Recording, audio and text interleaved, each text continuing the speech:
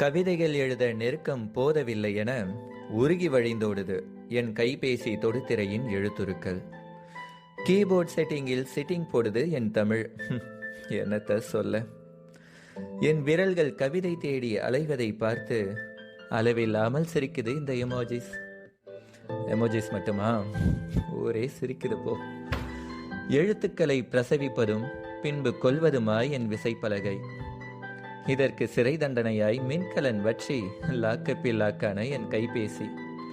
ஃபுல்லா battery down. உன்னால ஃபுல்லா டவுன். மின்னூட்டம் உண்ட பின் கைபேசியை திறக்க கடவுச்சொல்லாய் கேட்குது காதல். காதல் கொடுத்துருவியா?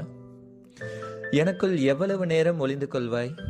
இதோ உனக்கான கவிதை, காதல் கவிதை. இதை வாசித்தாவது என்னை சுவாசிக்க விடு, இல்லையில் என்னை ஆளை விடு. ஆளை விடுறா சாமி, போதும், முடியல. இப்படித்தான் என் கற்பனை பாடாய்ப்படுகிறது உன்னிடம்.